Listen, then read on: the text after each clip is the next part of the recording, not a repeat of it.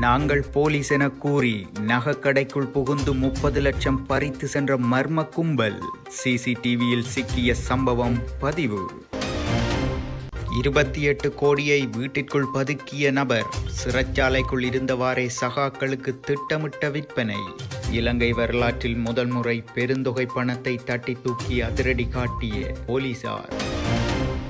நீதிமன்றம் மற்றும் போலீசார் முன் நிகழ்ந்த படுகொலை 2 ஆண்டுகளுக்கு மேலாக காத்திருந்து பழி தீர்த்த சம்பவம்.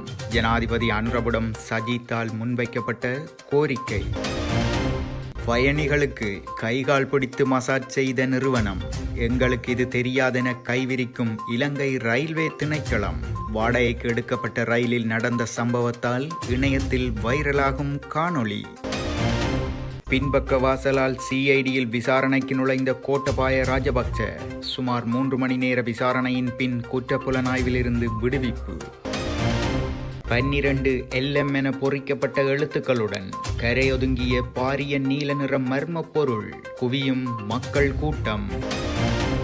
தும்புத்தடிகளுடன் குப்பை வண்டியை தள்ளிக்கொண்டு வீதிக்கு இறங்கிய பல்கலைக்கழக பட்டதாரிகள். வித்தியாசமான முறையில் முன்னெடுக்கப்பட்ட நிகழ்ச்சி திட்டம். யாழில் சம்பவம். ஆசிரியைகள் அணிந்து வந்த ஆடையால் ஏற்பட்ட தகராறு. இன்று நீங்கள் அதிகாரம் செலுத்த முடியாதென அதிபருடன் முறுகல் நிலையில் ஆசிரியைகள். நிறுத்தப்பட்ட முக்கிய நிகழ்வு. முற்றுமுழுதாக சிதைந்த வாகன முகம். அதிவேக பாதையில் வெளிநாட்டவர்களுடன் ஏற்பட்ட கோர விபத்து. மக்களுக்கு வழங்கப்பட்ட மகிழ்ச்சி செய்தி. 20 வீதத்தால் குறைக்கப்படும் மின்சார கட்டணம். வெளியிட்டு 42 செகண்ட்களில் விற்று தீர்ந்தது எப்படி? களமிறங்கிய அனுர தரப்பு அமைச்சர். இலங்கை புகையிரத டிக்கெட் பின்னணியில் பாரிய மோசடி. விசாரணையில் சிஐடி.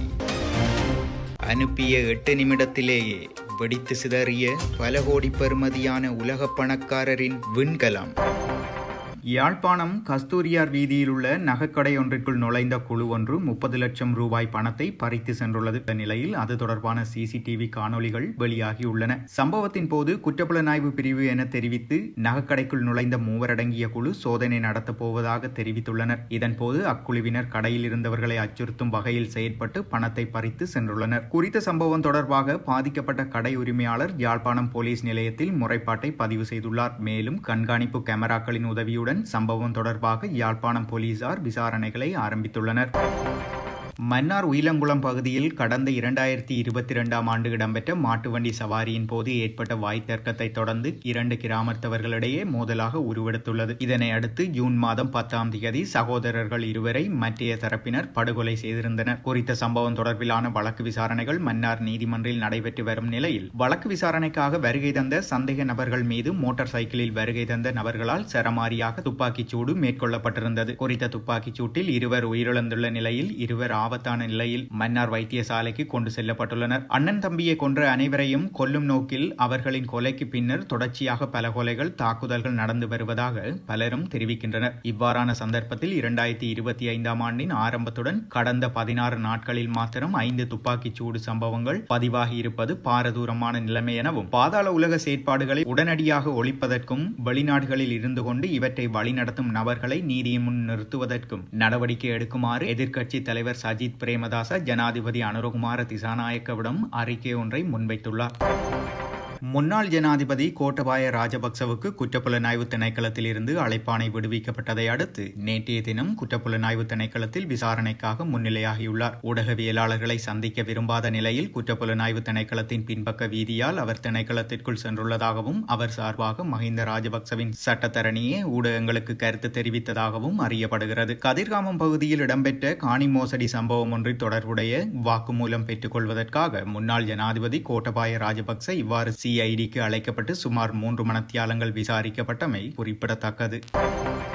இலங்கையில் சுற்றுலா பயணிகளுக்காக சொகுசு ரயில் பெட்டிகளில் மசாஜ் சேவை எப்படி நடத்தப்படுகிறது என்பதை காட்டும் வீடியோக்கள் சமூக வலைதளங்களில் பகிரப்பட்டு வருகின்றது. குறிப்பிட்ட ஆடைகளை அணிந்த பணியாளர்களால் இந்த மசாஜ் சேவை வழங்கப்படுகிறது. இந்த சேவை தற்போது இலங்கையில் சுற்றுலா பயணிகளுக்காக சொகுசு ரயில் பெட்டிகளில் வழங்கப்பட்டு வருவதாகவும் சமூக வலைதளத்தில் குறிப்பிடப்பட்டுள்ளது. இதனையடுத்து அது குறித்து ரயில்வே துறை சிறப்பு கவனம் செலுத்தியுள்ளது. இது தொடர்பான கூடுதல் விவரங்களை ரயில்வே பொது மேலாளர் நேற்று நடைபெற்ற ஊடக சந்திப்பில் வெளியிட்டுள்ளார். வழக்கமான இயக்கங்களுக்கு பயன்படுத்தப்படும் ரயிலில் இது நடக்கவில்லை எனவும், சுற்றுலா தேவைகளுக்காக தனியார் நிறுவனம் ஒன்றினால் இந்த ரயில் வாடகைக்கு எடுக்கப்பட்டது எனவும், இந்த மசாஜ் சேவையால் ரயிலுக்கு ஏதேனும் சேதம் ஏற்பட்டதா என்பதை சரிபார்க்க ஏற்கனவே நடவடிக்கைகள் எடுக்கப்பட்டுள்ளதாகவும், இதுபோன்ற இழப்புகள் அடையாளம் காணப்பட்டால் ரயிலை வாடகைக்கு எடுத்த நிறுவனங்களிடம் பணத்தை மீட்டெடுக்க நடவடிக்கை எடுக்கப்படும் எனவும் அவர் வலியுறுத்தினார். சுற்றுலா பயணிகளை மட்டுமே ஏற்றி செல்வதாக கூறி ரயில் பெட்டிகளை முன்பதிவு செய்து ஒரு தனியார் நிறுவனம் இந்த மசாஜ் சேவையை இயக்கி வருவது விசாரணையில் தெரியவந்துள்ளது. இருப்பினும் இந்த பயணத்தில்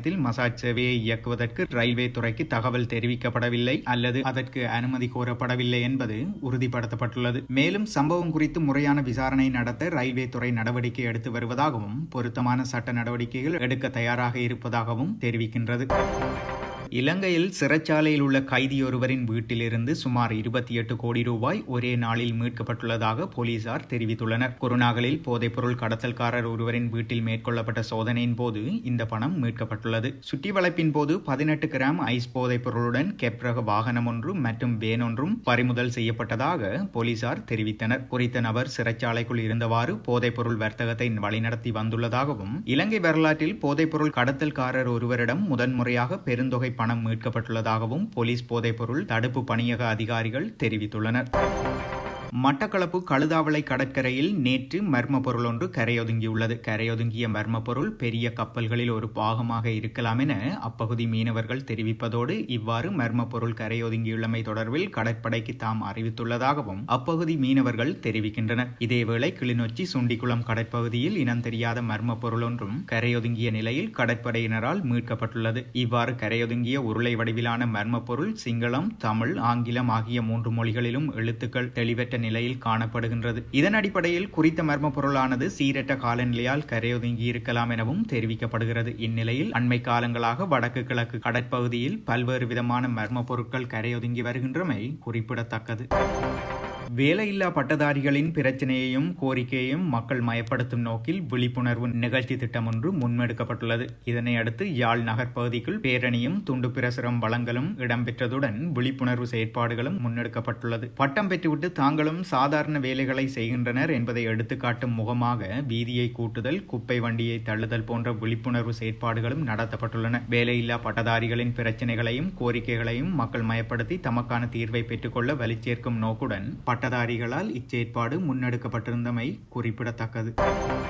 பன்னிப்பட்டிய தர்மபால வித்தியாலயத்தில் ஸ்தாபிக்கப்பட்டுள்ள கல்வி பொதுத்தர உயர்தர விடைத்தாள் மதிப்பீட்டு மையத்தில் 2024 ஆண்டுக்கான கல்வி பொதுத்தர உயர்தர பரீட்சையின் விடைத்தாள்களை மதிப்பிடுவதற்காக வந்த ஆசிரியர்கள் சிலர் கவுன் அணிந்து வந்ததால் அவர்களை திருப்பி அனுப்ப நடவடிக்கை எடுக்கப்பட்ட நிலையில் குழப்ப நிலை ஏற்பட்டுள்ளது. பாடசாலை அதிபர் மற்றும் விடைத்தாள் மதிப்பீட்டு பணிகளில் ஈடுபட்டுள்ள ஆசிரியர்களிடையே ஆடை தொடர்பான ஏற்பட்ட தகராறு காரணமாக தற்காலிகமாக மூடப்பட்டுள்ளதாக தெரிவிக்கப்பட்டது. இந்நிலையில் மதிப்பீட்டு மையம் பரீட்சை ஆணையாளர் நாயகத்தின் அதிகாரத்தின் கீழ் செயற்படுவதால் அவர்களின் ஆடை கட்டுப்பாடு குறித்து அதிபருக்கு எவ்வித அதிகாரமும் இல்லை என ஆசிரியர்கள் வாதிட்டனர். இருப்பினும் பாடசாலை வளாகத்தினுள் ஒரு குறிப்பிட்ட அளவிலான ஒழுக்கம் கடைபிடிக்க வேண்டும் என்றும் அனைத்து பார்வையாளர்களும் பாடசாலையின் வழிகாட்டுதல்களை பின்பற்ற வேண்டும் எனவும் பெண் அதிபர் குறிப்பிட்டிருந்தார். இது தொடர்பில் இரு தரப்பினருக்கிடையே வாக்குவாதம் ஏற்பட்டதை அடுத்து பதட்ட நிலையை தணிக்க போலீசார் அழைக்கப்பட்டனர். ஆனால் ஒரு உடன்பாட்டையும் எட்ட முடியவில்லை. இதன் விளைவாக மதிப்பீட்டு மையத்தை தற்காலிகமாக மூடுமாறு பரீட்சை ஆணையாளர் ஜெயசுந்தர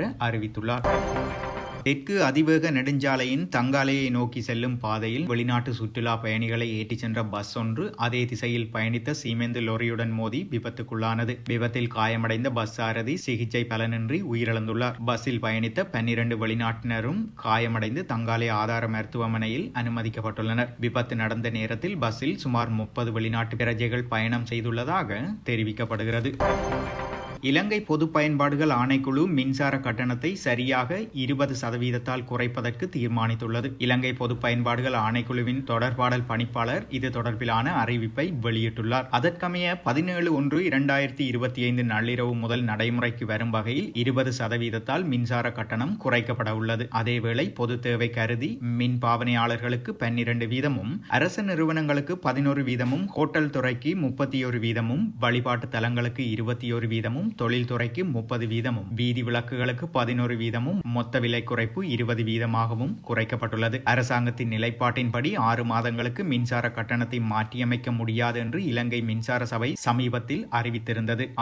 ஆனால் மின்சார உற்பத்தி செலவை குறைத்து அதன் மூலம் மின்சார கட்டணத்தை குறைக்க முடியும் என பொது பயன்பாட்டு ஆணையம் தொடர்ந்து வாதிட்டு வந்தமை குறிப்பிடத்தக்கது.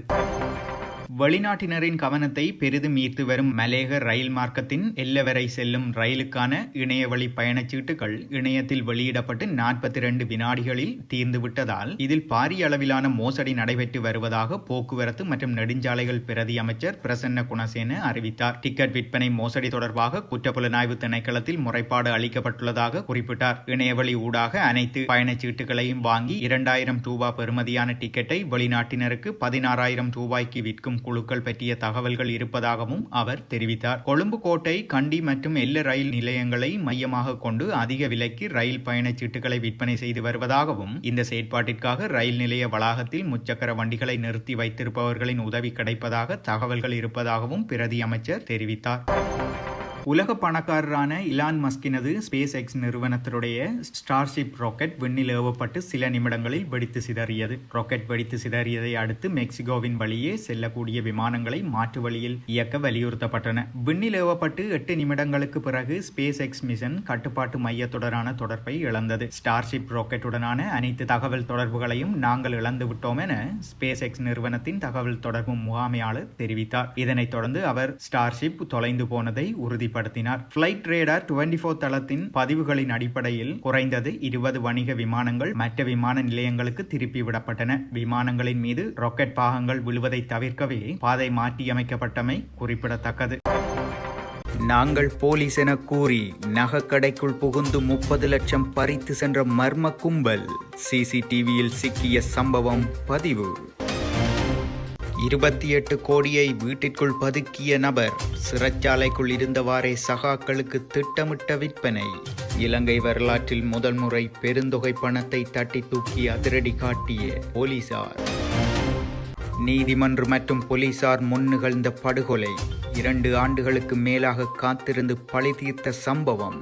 ஜனாதிபதி அனுரவிடம் சஜித்தால் முன்வைக்கப்பட்ட கோரிக்கை. பயணிகளுக்கு கைகால் பிடித்து மசாஜ் செய்த நிறுவனம். எங்களுக்கு இது தெரியாதென கைவிரிக்கும் இலங்கை ரயில்வே திணைக்களம். வாடகைக்கு எடுக்கப்பட்ட ரயிலில் நடந்த சம்பவத்தால் இணையத்தில் வைரலாகும் காணொளி. பின்பக்க வாசலால் சிஐடியில் விசாரணைக்கு நுழைந்த கோட்டபாய ராஜபக்ச சுமார் 3 மணி நேர விசாரணையின் பின் குற்றப்புலனாய்விலிருந்து விடுவிப்பு. 12 LM என பொறிக்கப்பட்ட எழுத்துக்களுடன் கரையொதுங்கிய பாரிய நீல நிற மர்ம பொருள். குவியும் மக்கள் கூட்டம். தும்புத்தடிகளுடன் குப்பை வண்டியை தள்ளிக்கொண்டு வீதிக்கு இறங்கிய பல்கலைக்கழக பட்டதாரிகள். வித்தியாசமான முறையில் முன்னெடுக்கப்பட்ட நிகழ்ச்சி திட்டம். யாழில் சம்பவம். ஆசிரியைகள் அணிந்து வந்த ஆடையால் ஏற்பட்ட தகராறு.